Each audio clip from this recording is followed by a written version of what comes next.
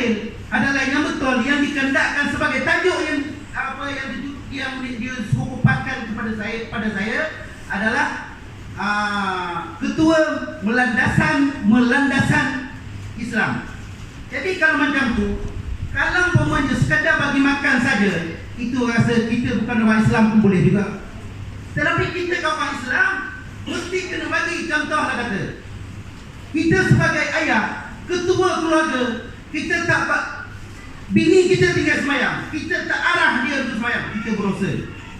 Macam tu juga kalau umpamanya anak kita dah ada anak, tapi kita sambil lewa je kau semayang tidak sudah. Itu jaga-jaga. Sebab kenapa? Kalau anak buat dosa, isteri buat dosa, kita yang dapat dosa. Tetapi kalau dia umpama kita buat dosa, dia tak dapat. Itu kita kena faham. Macam itulah siapa yang jadi ketua. Jadi kalau ikut landasan Islam, cuma kalau ikut Nabi macam mana?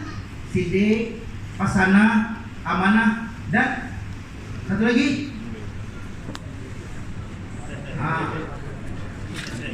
Siddiq, amanah, Hasanah, tabligh. Okey, apa itu? Maklumlah, saya ni bukan orang pandai, orang bodoh juga. Tapi orang lain suruh naik, tak nak, saya terpaksa saya naik. Kan macam okey, hari ni kalau saya cakap hari ni, saya ibaratnya macam saya ambil garam, saya taruh ke laut. Padahal ramai ustaz-ustaz yang handal-handal pandai dekat luar, tapi suruh saya terpaksa saya naik, apa boleh buat.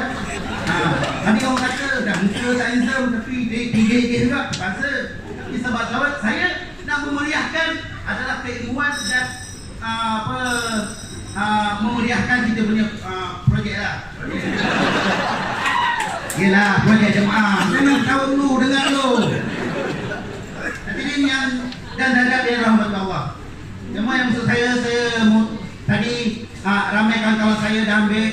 Cuma ini masih dalam 5 minit, tak sempat nak cakap panjang. Tadi pada boleh masuk lagi contoh macam makanan kita tadi halalan thayyibah. Tadi ada lagi ini akan datang ada selingan macam Abu Nawas. Kenapa Abu Nawas tak nak jadi pemimpin? Sebab dia takut. Sebab siapa jadi pemimpin, kaki dia satu dalam neraka, satu dalam surga.